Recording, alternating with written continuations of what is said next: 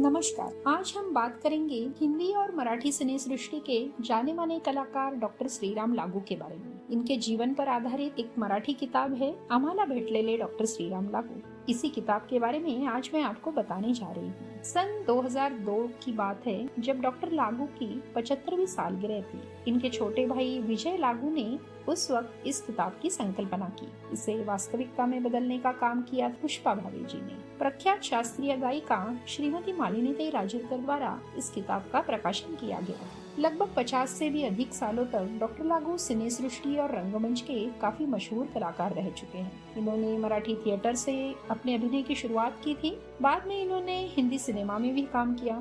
Profession से वे ENT surgeon थे। जब वे साउथ अफ्रीका से लौट कर आए थे तब उन्होंने तय किया था कि डॉक्टरी छोड़कर अब सिर्फ अभिनय करेंगे। इस किताब में भले ही उनके सिने सृष्टि के अभिनय के बारे में ज्यादा न लिखा गया हो, पर उनके रंगमंची अभिनय के बारे में उनके कई सह कलाकारों ने काफी कुछ बताया है। उनके बारे में प्रेम और आदर भाव व्यक्त करने वाले उनके सह कलाकारों ने इस किताब में अपने अनुभव व्यक्त किए हैं। तो चलिए आज इस किताब के द्वारा उनकी कुछ यादों को ताज़ा करते हैं। शुरुआत करते हैं विजया मेहता जी से। विजया मेहता जी ने रंगायन के वक्त उनके साथ काम किया था, उस वक्त के अपने अनुभव बताए हैं। वे कहती हैं, मैंने डॉक्टर साहब को देखा था रंगायन शुरू होने से लगभग 4-5 साल पहले। उस वक्त सरकारी नाटक प्रतियोगिताएं शुरू हो चुकी थी। तब हमने विजय तेंदुलकर दिग्दर्शित पहले नाटक की प्रस्तुति की थी भारतीय विद्या भवन द्वारा। उस वक्त डॉक्टर साहब की भूमिका हम सभी को पसंद आई थी। हमारी टीम को, मतलब विजय तेंदुलकर, जितेंद्र अभिषेकी, प्रफुल्ल जोशी, चित्रकार गायतोंडे, माधव वाटवे। अपने लेख के आखिर में वे कहती हैं, आज की जनरेशन ने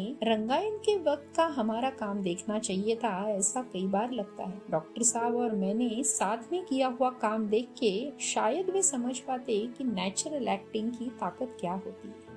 डॉक्टर जब्बार पटेल। डॉक्टर जब्बार पटेल उनके बारे में अपने लेख के शीर्षक में कहते हैं, बुद्धिनिष्ठ अभिनय और वेदना। वी.वा. शिरवाडकर यानी कि कुसुमाग्रज द्वारा लिखित नाटक नट सम्राट में अप्पा साहेब बेलवलकर की भूमिका को बहुत सराहा गया है। फिर वो चाहे अभिनय के जानकार लोग हो या कोई आम आदमी। पीछे मुड़ के देखे तो इस चीज का एहसास जरूर होता है कि एक प्रतिभाशाली मेहनती अभिनेता को ऐसी चुनौतीपूर्ण भूमिका करने का अवसर मिले और वो उसे निभाने में कोई भी कमी न छोड़े, ऐसा शायद ही कभी होता है। सूर्य पाहिलेला माणूस, ये उनका और एक उल्लेखनीय नाटक है। सामना और सिंहासन, ये दो विशेष उल्लेखनीय मराठी पिक्चर्स है जिसका दिग्दर्शन खुद डॉक्टर जब्बार पटेल ने किया था।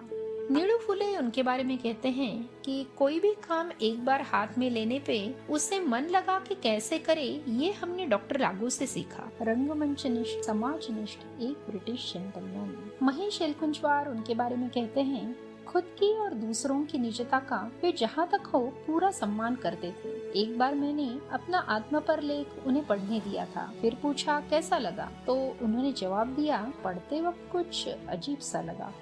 इस मामले में वो पक्के ब्रिटिश हैं। E.M. फॉस्टर ने ब्रिटिश और भारतीयों में तुलना करते हुए कहा था कि British are friendly without being intimate and Indians are intimate without being friendly. Doctor लागू दृढ़ता के साथ दूसरों की निजता का सम्मान करते हुए मानते थे कि अगर किसी से मैत्री हो जाए तो उसका हर तरह से सम्मान करते हुए समर्थन देना चाहिए। इसीलिए उनके पास जो मन को सुकून मिलता है वो और कहीं नहीं। नाटक न सही लेकिन हमेशा साथ देने वाला दोस्त मिल गया, यही है अपनी ग्रेटेस्ट अचीवमेंट। प्रभाकर पंशीकर उनके बारे में कुछ यादगार लम्हों का जिक्र करते हैं। वे कहते हैं, ये उस वक्त की बात है जब डॉक्टर लागू साउथ अफ्रीका से मेडिकल प्रैक्टिस करके लौटे थे और उन्होंने कृतनिश्चय किया था कि स्टेथोस्कोप का इस्तेमाल फिर कभी नहीं करेंगे। उनके परम मित्र और हमारे नाटककार प्राध्यापक वसंत कानेटकर जी की वजह से वे हमारी रंगभूमि से जुड़ गए और आजीवन रंगभूमि से ही जुड़े रहे। नासिक में प्राध्यापक वसंत कानेटकर का शिवाई बंगला है, जहाँ हमारी और डॉक्टर लागू जी की ऐतिहासिक भेंट हुई थी। मैं बम्बई से आया था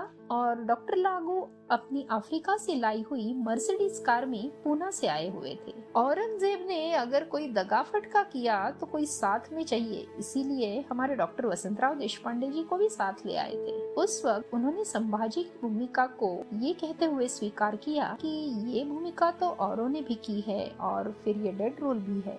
अपने लेख के आखिर में प्रभाकर जी कहते हैं, डॉक्टर लागू जी की अब 75वीं सालगिरह है। आज भी वे काफी सक्रिय हैं। भगवान उन्हें शतायु बनाए, अच्छी सेहत दे, नए नए चैलेंजिंग रोल्स दे, नए सामाजिक विषय उन्हें मिलते रहे, बस यही प्रार्थना है। भगवान को रिटायर करने निकले डॉक्टर साहब को भगवान आखिरी सांस तक काम करते रहने की कड़ी से कड़ी सजा फरमाए। That's all your honour.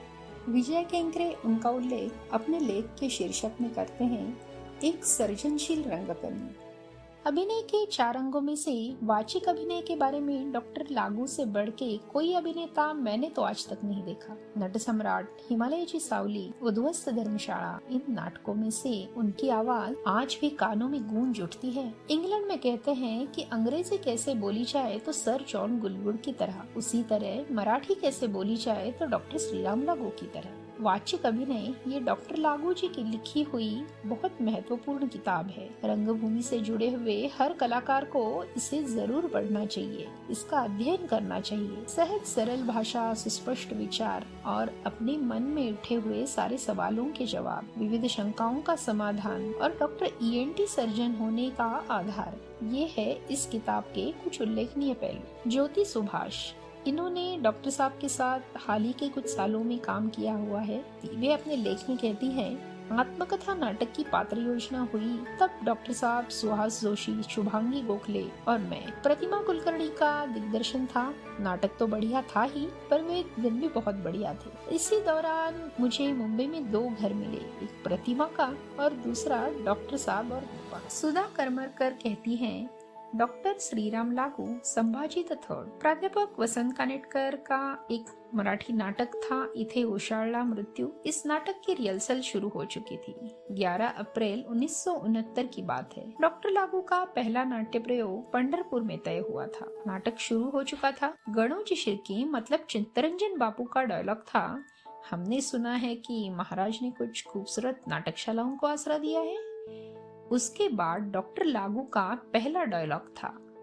उन्होंने स्टेज पे एंट्री लेते हुए कहा, हाँ हाँ हमने आसरा दिया है, बेशक दिया है। जिस उत्साह से उन्होंने स्टेज पे एंट्री ली, उसी आवेश में संभाजी के मुकुट से मोतियों की माला टूट के बिखर गई और डॉक्टर लागू ने मोतियों की पायदान पे व्यावसायिक रंगभूमि पर पदार्पण किया। अब किताब के आखिर में आइए सुनते हैं कुछ यादें उनकी पत्नी, उनकी संपूर्ण रूप से सहचारिणी दीपा श्रीराम जी से। वे डॉक्टर लागू जी को दादा कहती थी, तो अपने लेख में वे कहती हैं, दादा के पूरे व्यक्तिमत्व से ही मैं बहुत प्रभावित हो चुकी थी। मतलब उनकी एकाग्रता, समय सूचकता, भूमिका की हर पक्ष पे ध्यान देना, सब कुछ ही। आधे अधूरे नाटक की नायिका पूर्णत्व की खोज में थी। ये पूर्णत्व वो खुद में ढूंढने की बजाय उसकी जिंदगी में आने वाले पुरुष में ढूंढ रही थी। मुझे उसके पूर्णत्व की खोज से बहुत लगाव हुआ।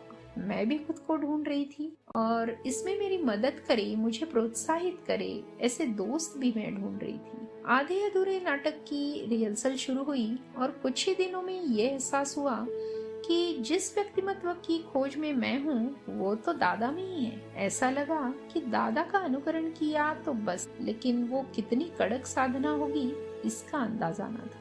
तो आज इस किताब के जरिए हम डॉक्टर श्रीराम लागू, एक कलाकार, उनके व्यक्तिमत्व के बारे में बहुत कुछ जान सके। डॉक्टर लागू के छोटे भाई विजय लागू के शब्दों में कहा जाए तो, अगर इस किताब की वजह से किसी को दादा के अभिनय के बारे में और अभ्यासपूर्ण, व्यापक और अधिक उपयुक्त काम करने की प्रेरणा मिले तो मुझे बहुत खुशी होगी। धन्यवाद।